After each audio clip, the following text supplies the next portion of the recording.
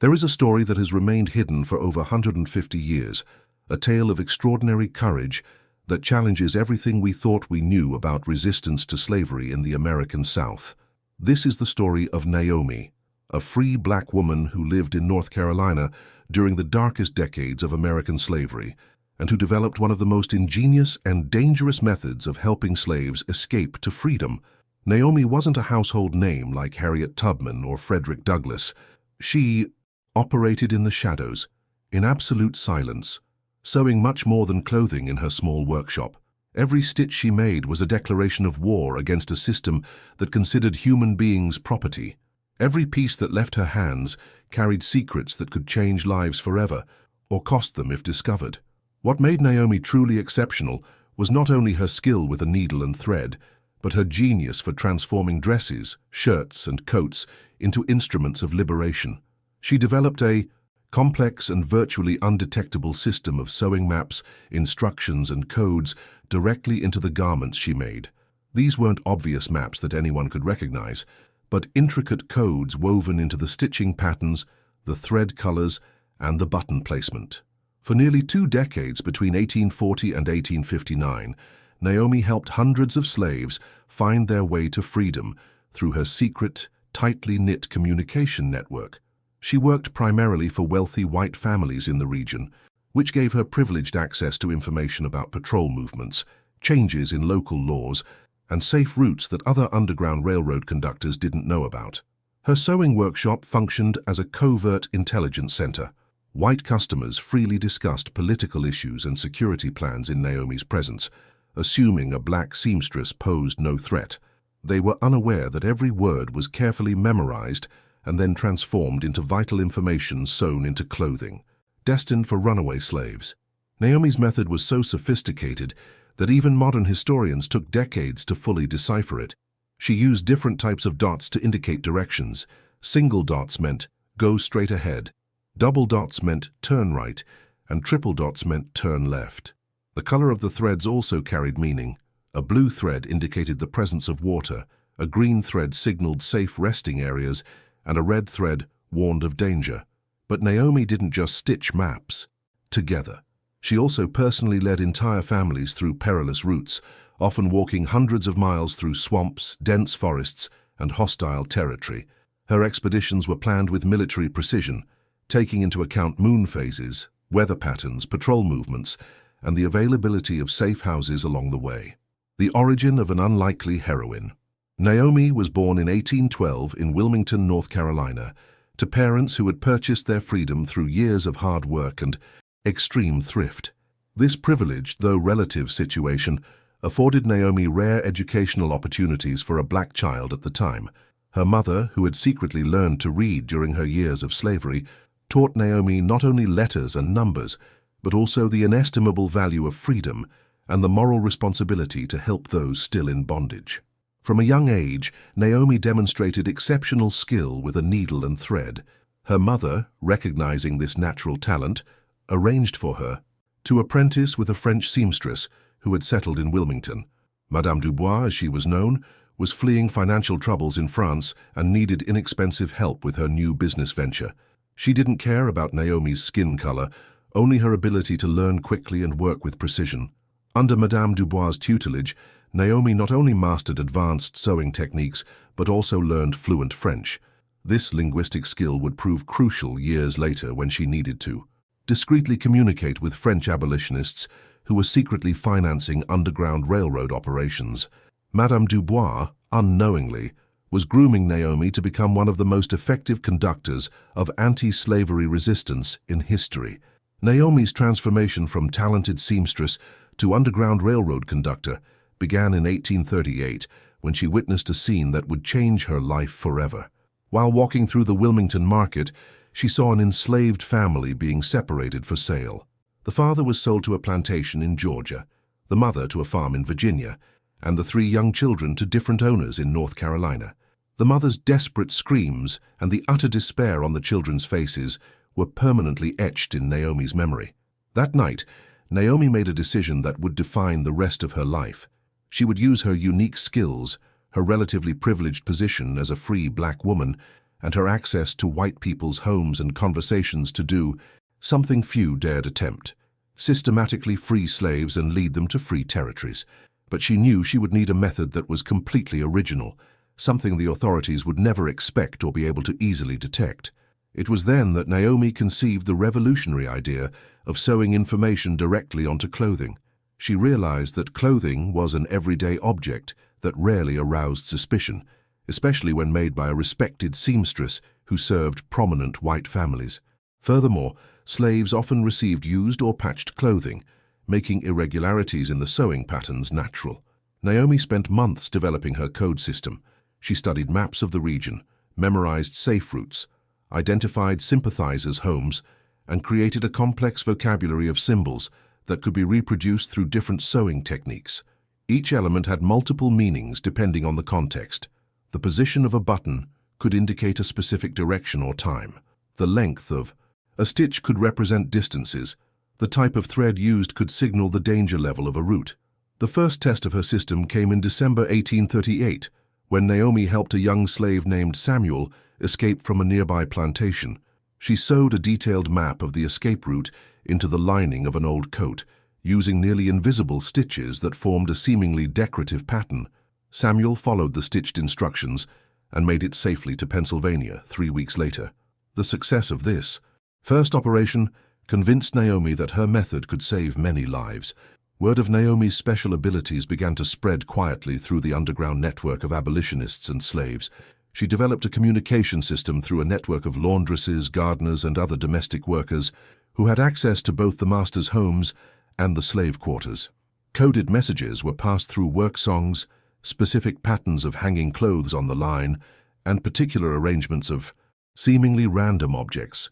If you're feeling inspired by Naomi's extraordinary courage and determination to fight injustice through creative means, please show it by liking this video. Not only does your like motivate me to continue telling these important stories of historical resistance, but it also helps others discover these heroic tales that have been forgotten for too long. And don't forget to subscribe to the channel for more stories about unsung heroes who changed the course of history through their courage and determination. The stitched code system. The development of Naomi's code system represented one of the most ingenious innovations in the history of the Underground Railroad. Unlike other secret communication methods of the time, which relied on external signals or written messages that could be intercepted, Naomi's system was literally woven into the fabric of clothing, making it virtually undetectable to anyone unfamiliar with the specific codes.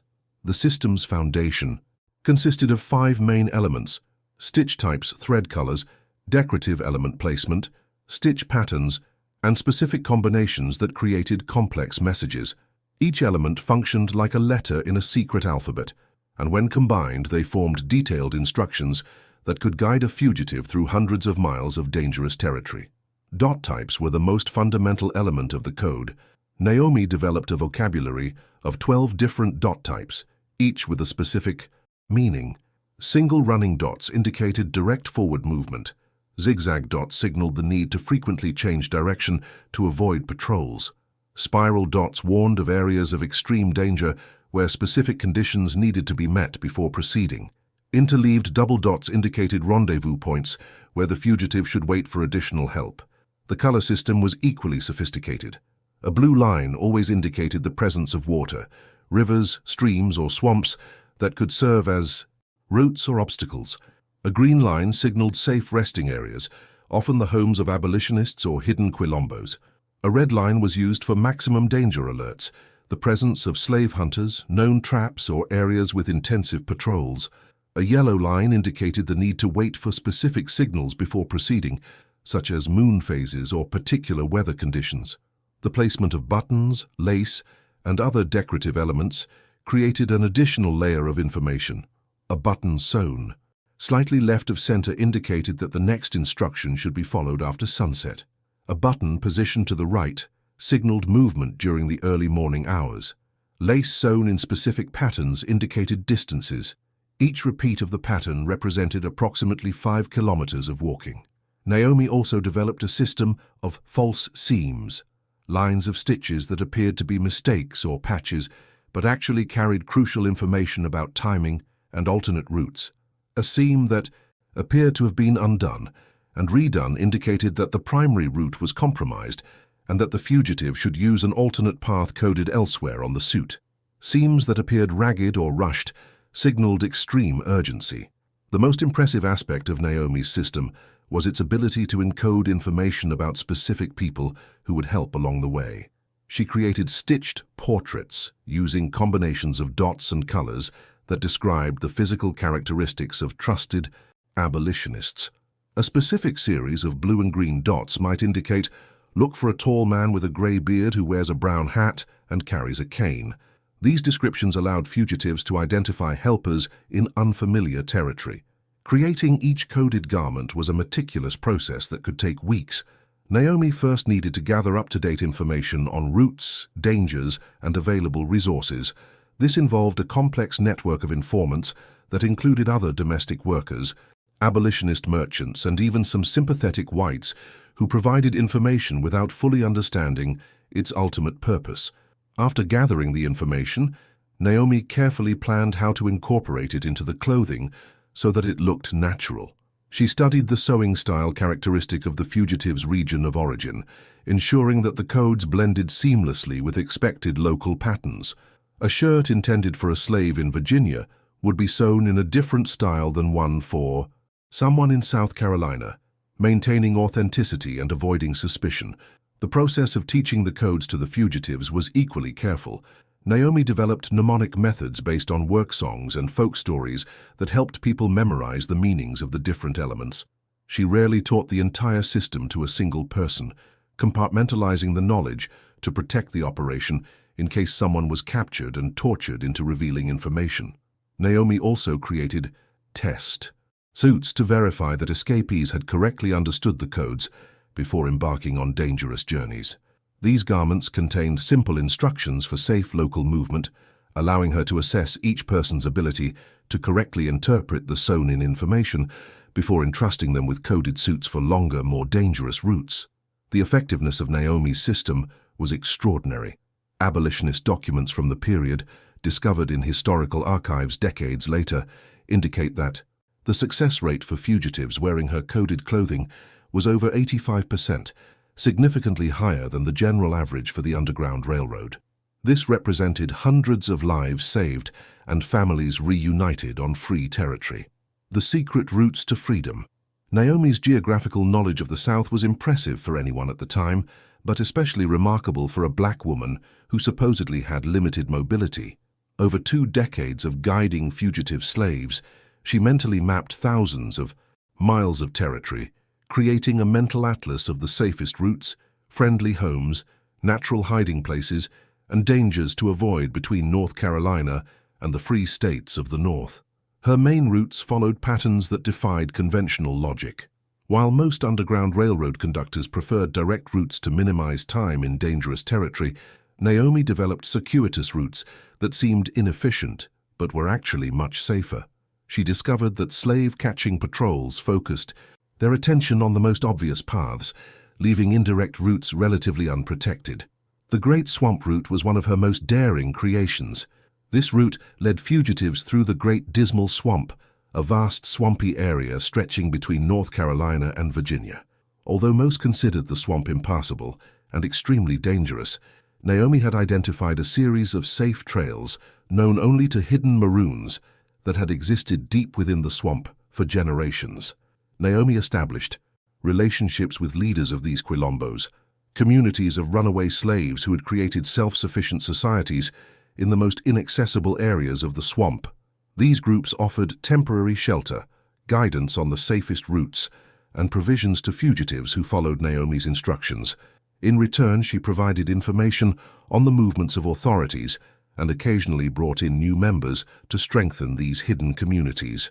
The Blue Mountains route was another of her strategic innovations. This route led fugitives through the Appalachian Mountains, using ancestral Native American trails that were known to few white settlers. Naomi had learned about these trails through her friendship with Mary Ridge, a Cherokee woman who worked as a secret guide for abolitionists. Mary taught Naomi to read natural signs, rock formations, vegetation patterns, animal movements that indicated directions and dangers along these mountain routes. The mountains offered unique advantages for fugitives. Elevated trails provided expansive views that allowed for detecting pursuers from great distances.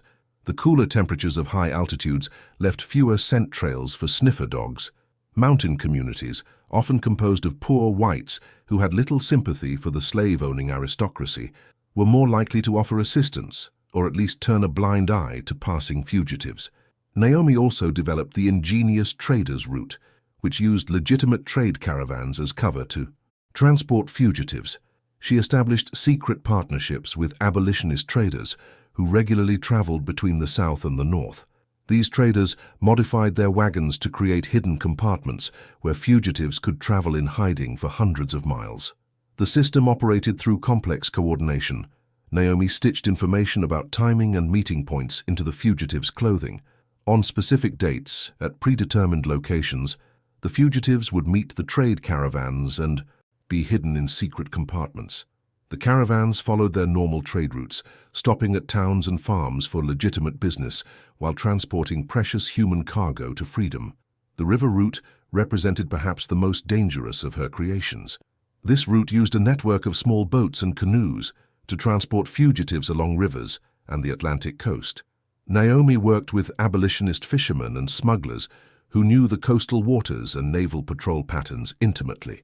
The fugitives were instructed to rendezvous with boats at specific locations during particular weather conditions that made detection difficult. Foggy nights were preferred, as were periods of minor storms that kept coastal patrols in port. The boats followed legitimate fishing routes while transporting secret passengers to safe harbors in free states. Each route required specific preparation, encoded in Naomi's clothing. Escapees destined for the swamp route received instructions on edible plants, animal danger signs, and specific landmarks for navigation. Those following the mountain route were prepared for cold temperatures, high altitudes, and survival techniques in rocky terrain. The traders' route required instructions on how to behave in narrow hiding places and how to respond to unexpected inspections. Naomi personally tested each route multiple times, often disguised as a domestic worker traveling for fictitious employers. She identified spots where supplies could be hidden in advance, safe houses where fugitives could rest, and alternative routes for emergencies. Her knowledge was constantly updated through her network of informants. The logistical planning was impressive. Naomi coordinated timing between multiple routes, ensuring safe houses weren't overwhelmed and that resources were available when needed. She maintained complex mental calendars that accounted for moon phases, seasonal weather patterns, harvest schedules that affected surveillance, and even social events that distracted local authorities. Families reunited, stories of courage. Among the hundreds of people Naomi helped escape slavery, some stories stand out for their emotional complexity and the extraordinary challenges they overcame. These were not just individual escape operations, but complex family missions that involved reuniting parents, children, siblings, and spouses who had been separated by the cruelty of the slave system. The story of the Washington family represents one of Naomi's most daring operations. Samuel Washington was an enslaved blacksmith who had been sold to a Georgia plantation, while his wife Martha and their 3 children remained on a farm in North Carolina. The family had been separated in 1845, and for 5 years Samuel worked secretly to save enough money to buy his family's freedom. When his savings were discovered and confiscated by his owner, he decided his only option was to escape. Samuel managed to escape Georgia using coded clothing. Provided by a network of seamstresses inspired by Naomi's methods, he traveled for 6 weeks until he reached North Carolina, where Naomi hid him and planned a complex operation to free Martha and the children. The challenge was that the family was under constant surveillance, as the owner suspected Samuel would try to rescue his family. Naomi developed a multi-step plan that spanned 3 months. First, she established communication with Martha through a network of washerwomen working on the plantation. Using codes sewn into patches of torn clothing, Naomi communicated detailed instructions on how to prepare the children for escape without arousing suspicion. The rescue operation was timed to coincide with a large regional fair that would draw crowds and distract local authorities. Naomi sewed specific instructions into each family member's Sunday clothes, using different patterns for each person that would combine to form a complete map of the escape route when the pieces were placed side by side. On the night of their escape, Naomi personally led the family on a route that passed through 3 different counties, using a combination of their established routes. They traveled through the Great Dismal Swamp, where they were sheltered by a quilombo for 2 weeks, then followed the mountain route into West Virginia, and finally the traders' route into Pennsylvania. The journey lasted 7 weeks and involved over 20 different people who provided assistance along the way. Samuel, Martha, and their children were reunited in Philadelphia, where they established a new life, and Samuel became a prosperous, independent blacksmith. Years later, the family contributed financially to Naomi's operations, helping to finance other families' escapes. The Johnson family saga presented different but equally complex challenges. This family had been divided among 5 different owners through a complicated inheritance dispute. Their father, Abraham, owned a cotton plantation. Their mother, Rebecca, worked as a cook in a townhouse. The 2 oldest children had been sold to tobacco plantations, while the youngest daughter worked as a domestic servant for a merchant family. Naomi spent over a year gathering information on each family member and planning a synchronized operation that would allow everyone to escape within a 2-week period. She created 5 different sets of coded clothing, each containing specific instructions for each family member to arrive at the same secret rendezvous point on different dates. The operation required perfect timing. Abraham escaped first, during a storm that masked his escape. Rebecca left her position 2 days later, feigning a family emergency. The older children fled their tobacco fields together, using instructions that guided them along a route through abandoned farms. The youngest daughter was the last to escape, hiding in a supply wagon leaving town. All the family members gathered at a safe house organized by Naomi, where they spent 3 days planning the final leg of their journey to freedom. Naomi personally led the reunited family on a route that completely avoided their familiar areas, following mountain trails that led directly to Ohio. The Johnson family settled in Cincinnati, where they became prominent activists in the abolitionist movement. They documented their history in detail, providing some of the most complete records we have of Naomi's specific methods. Their descriptions of the coded clothing have helped modern historians understand the sophistication of the system Naomi had developed. Perhaps the most moving story is that of young Sarah, a 12-year-old girl who was separated from her mother when they were both sold to different owners. Sarah's mother, Elizabeth, worked for 3 years, saving every penny she could to try to buy her daughter's freedom. When she discovered that Sarah's owner was planning to sell her again to a distant plantation, Elizabeth desperately sought out Naomi. Naomi devised a daring plan that took advantage of Sarah's young age. She trained the girl to pretend to be a runaway domestic slave from another region, providing her with a complete false identity and clothing bearing instructions for a specific route. Sarah was instructed to seek temporary work on farms along her escape route, using her domestic skills to gain confidence as she gradually moved toward free territory. The strategy worked perfectly. Sarah traveled for 2 months, working on different farms and houses, always following the instructions sewn into her clothes. She eventually reached Ohio, where Naomi had arranged for Elizabeth to meet her. The mother-daughter reunion was facilitated by a network of abolitionists Naomi had cultivated over the years. These stories represent just a small fraction of the families Naomi helped reunite. Each operation required meticulous planning, extraordinary courage from everyone involved, and precise coordination that depended entirely on the effectiveness of Naomi's woven codes. The success of these complex missions demonstrates not only the genius of Naomi's system, but also the unwavering determination of families who risked everything for the chance to live together in freedom.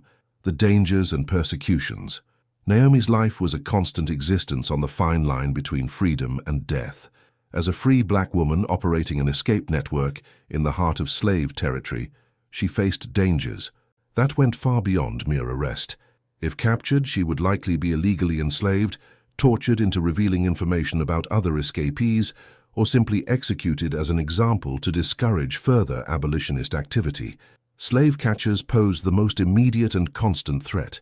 These men, motivated by substantial rewards offered by slave owners, developed increasingly sophisticated methods for tracking fugitives. They used sniffer dogs specifically trained to follow human tracks, formed organized groups that could cover vast areas simultaneously, and established networks of informants that included both whites and free blacks willing to betray fugitives for money. Naomi knew she was specifically sought by at least 3 different groups of slave hunters who had identified a pattern in the successful escapes in the region. While they didn't know her exact identity, they knew someone was organizing escapes with an unusually high success rate. Rewards of up to $1,000, a fortune at the time, were offered for information leading to the capture of the Carolina Ghost, as some hunters referred to her. On at least 5 documented occasions, Naomi narrowly escaped capture that would have meant certain death. The closest came in 1853, when she was leading a family of 6 through the Great Dismal Swamp. A group of slave hunters had received information about suspicious activity in the area and organized a systematic search operation that lasted 3 days. Naomi and the fugitives she was leading were forced to remain hidden in a marshland deep in the swamp while the hunters searched the area. The sniffer dogs came within 100 meters of their hiding place, but were confused by the complex smells of the swamp and the masking techniques Naomi had learned from the marshlands. They used specific plants that confused the dog's sense of smell and followed routes through running water that eliminated scent trails. The constant pressure of persecution forced Naomi to develop multiple identities and disguises. She kept false documents identifying her as a free seamstress from different cities, each set with detailed histories she had memorized perfectly. When traveling, she often disguised herself as an elderly domestic slave, stooping and pretending to be older than her actual age to avoid unwanted attention. Naomi also developed a complex network of personal escape routes. She knew exactly where the nearest safe houses were in any location she was working, kept horses hidden at strategic points, and had arrangements with boatmen who could quickly transport her across rivers if necessary. This meticulous preparation saved her life on multiple occasions when pursuits became too close. One of the most insidious threats came from informants within the black community itself. Some slaves, desperate to improve their own conditions, provided information about suspicious activities to their owners. Other free black people, fearing the loss of their own precarious status, collaborated with authorities to demonstrate their loyalty to the established system. Naomi learned to spot signs of potential betrayal and developed methods to test the trustworthiness of new people in her network. She never revealed complete information to any individual, always compartmentalizing knowledge so that no one person could compromise the entire operation if caught or decided to collaborate. The most harrowing aspect of the persecutions was the impact on the families Naomi was trying to help. When operations were discovered, not only Naomi was at risk, but all the fugitives under her care faced brutal punishment if recaptured. She carried the emotional weight of knowing that each person she agreed to help was entrusting not only their own life, but often the lives of their spouses and children, to her skills and judgment. Local authorities intensified their attempts to capture Naomi after 1855, when patterns in her operations began to become more evident. The sheriff of New Hanover County, where Naomi primarily operated, launched a special investigation focused on identifying who was facilitating the successful escapes from the region. They began monitoring known seamstresses, intercepting mail, and even infiltrating spies into free black communities. This mounting pressure forced Naomi to drastically modify her operational methods.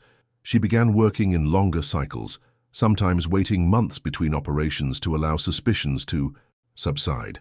She also developed even more sophisticated communication systems, using regularly changing codes transmitted through songs, decorative patterns in homes, and even specific arrangements of objects in local markets. The constant stress took its physical and emotional toll on Naomi. Personal documents discovered decades later reveal that she suffered from chronic insomnia, significant weight loss, and periods of deep depression caused by the stress of living under constant threat of death. She rarely formed close personal relationships because the risk of compromising others was too great. Despite the constant dangers, Naomi never seriously considered stopping her activities. In a preserved letter she wrote to a northern abolitionist in 1857, she declared, "Every night I sleep in freedom while knowing that children are being sold away from their mothers is a night in which I fail in my duty to God and my own conscience. The dangers I face are small compared with the sufferings of those who remain in bondage." The most intense persecution Naomi faced came in 1858, when detailed information about one of her operations was leaked to authorities. A slave she had helped escape years earlier was recaptured and, under brutal torture, revealed detailed descriptions of Naomi's methods. For the first time, slave hunters had specific information about how she operated, including details about her sewn codes. This betrayal forced Naomi to temporarily abandon North Carolina and settle in Virginia, where she spent 6 months developing entirely new methods and rebuilding her network. She used this time to train other seamstresses in simplified versions of her techniques, beginning to create a system that could continue to function even if she were captured. Naomi's return to North Carolina in 1859 marked the beginning of her final and most dangerous phase of activity. She knew she was being specifically hunted, but she also knew that civil war was approaching and that this might be her last chance to save as many people as possible before the situation became completely impossible. The Secret Support Network. Behind every successful Naomi operation was a complex and carefully constructed network of allies who risked their own lives to support the cause of freedom. This network included people of all races and social classes, united by a shared moral conviction that slavery was an evil that needed to be fought, regardless of the personal risks involved. The core of the network consisted of approximately 15 people who knew Naomi's true identity and activities. This group included other free black people, some slaves in positions of relative trust, white abolitionists, and even some slave owners who secretly opposed the system that benefited them economically. Each member of this inner circle had specific responsibilities and compartmentalized knowledge to protect the entire operation. Sarah Freeman, a free black woman who worked as a laundress for several prominent white families, served as Naomi's primary intelligence gatherer. Her position gave her access to homes where important conversations about politics, patrol movements, and security plans were openly discussed. Sarah developed an extraordinary memory for detail and could replay entire conversations she had overheard days earlier, providing Naomi with crucial information for planning safe routes and schedules. Thomas Bradley, a white merchant who operated a general store, provided supplies and financing for the operation. His store served as a discreet meeting place where messages could be exchanged and provisions for fugitives could be arranged. Thomas secretly modified his store to include a hidden basement where fugitives could be temporarily hidden during emergencies. Reverend William Hayes, a white Methodist minister, provided religious cover for the network's activities. He organized spiritual retreats and prayer meetings that actually served as opportunities to coordinate escape operations. His respected position in the white community shielded him from suspicion, and he used his influence to discreetly recruit other sympathizers to the cause. Maria Santos, a woman of Mexican origin who had settled in the region, contributed her language skills and connections with immigrant communities. She helped create false identities for fugitives and maintained contacts with support networks in free states that could assist in the reintegration of released families. The network also included skilled artisans who contributed specific skills. James Cooper, a free black carpenter, built secret compartments in wagons and houses. Anna Mitchell, a white seamstress, helped Naomi produce coded clothing when the workload became too much for one person. Dr. Samuel Roberts, an abolitionist physician, provided medical care for injured fugitives and pharmaceuticals that might be needed during long journeys. The network's operation depended on sophisticated communication systems that allowed coordination without unnecessary exposure.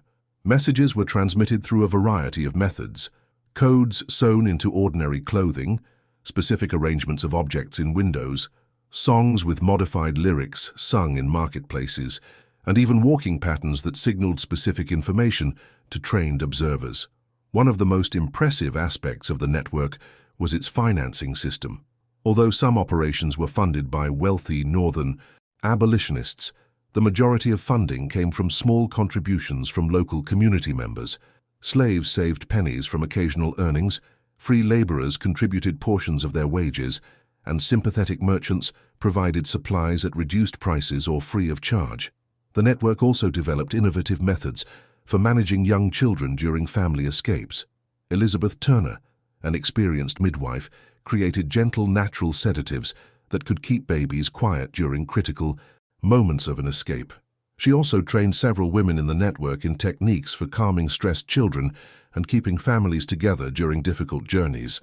To protect against infiltration, the network implemented strict security protocols.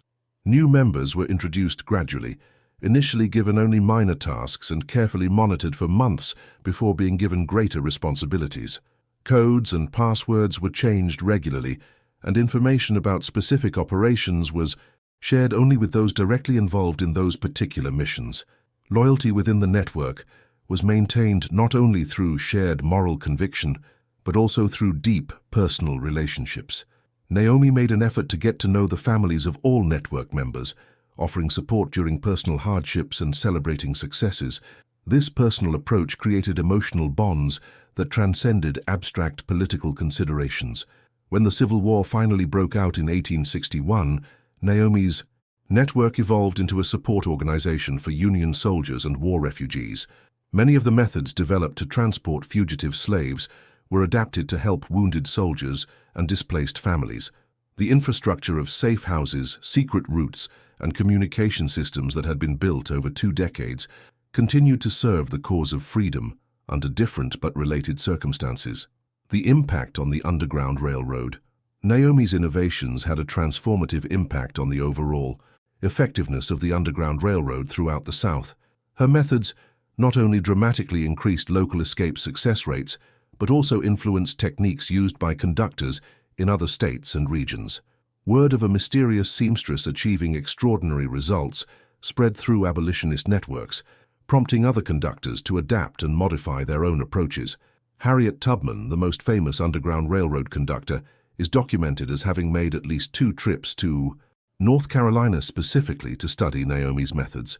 Although the 2 women operated in very different ways, Tubman focused on direct, rapid rescue operations, while Naomi emphasized long-term planning and complex coordination.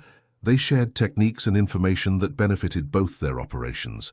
Tubman incorporated simplified versions of Naomi's sewn codes into her own operations, particularly to communicate information about timing and rendezvous points.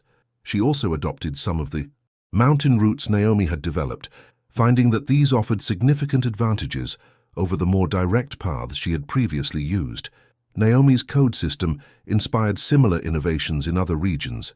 Seamstresses in Maryland, Virginia, and South Carolina developed their own versions of coded clothing, adapting Naomi's basic principles to specific local conditions. A Northern abolitionist, William Still, documented at least 12 different variations of Naomi's method that were developed by other conductors between 1850 and 1860. The effectiveness of Naomi's methods also attracted the attention of formal abolitionist organizations operating in the North. The Philadelphia Vigilance Committee, one of the most important organizations of the Underground Railroad, sent representatives to establish direct connections with Naomi's network. They provided additional funding, professionally produced forged documents, and connections to support networks in free states. This formal collaboration allowed Naomi to significantly expand the reach of her operations. She began coordinating escapes from more distant states, using her local expertise as a foundation for larger regional operations. Fugitives from Georgia, South Carolina, and even Alabama began being funneled into Naomi's network due to her reputation for reliability and success. The quantitative impact of Naomi's operations on the Underground Railroad is impressive.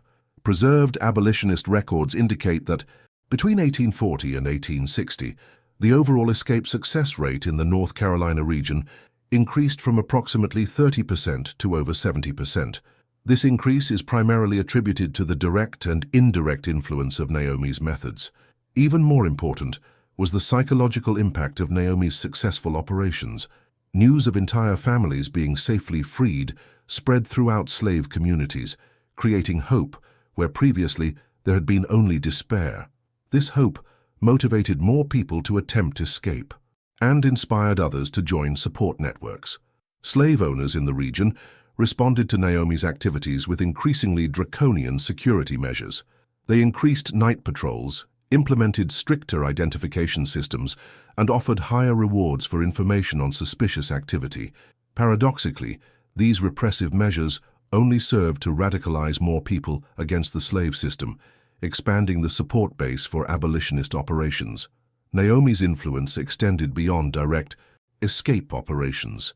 Her approach emphasized the importance of preserving family units, a priority that had not always been central to other Underground Railroad conductors. Her success in reuniting separated families demonstrated that complex, multi-person operations were feasible, encouraging other conductors to attempt similar missions.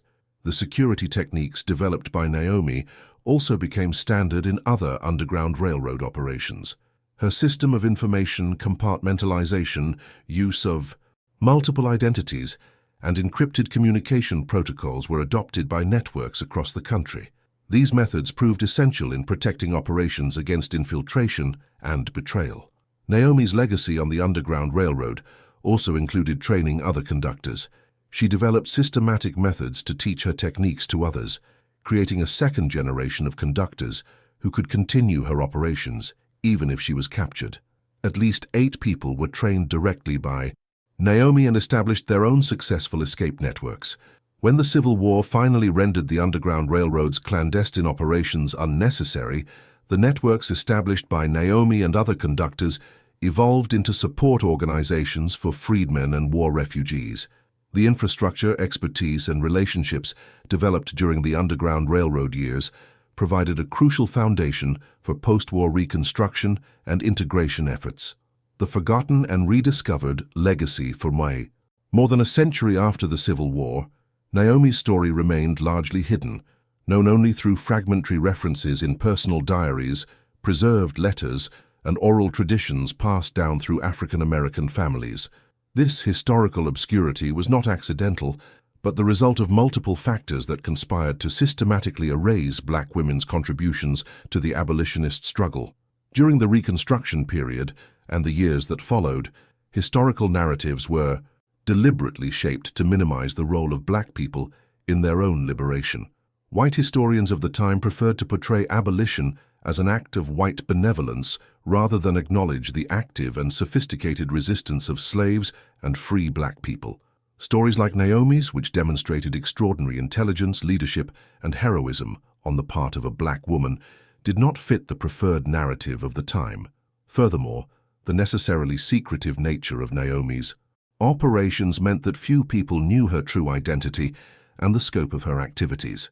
Even among abolitionists, information about individual conductors was carefully guarded to prevent retaliation. Many of the participants in her operations died without ever publicly revealing their roles, taking secrets to their graves.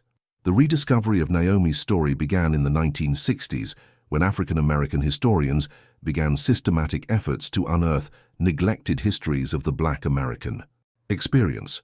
Dr. Carter G. Woodson had laid the foundation for this work decades earlier, but it was during the Civil Rights Movement that researchers began to gain access to previously closed archives and began to take seriously oral traditions that had been dismissed by white scholars.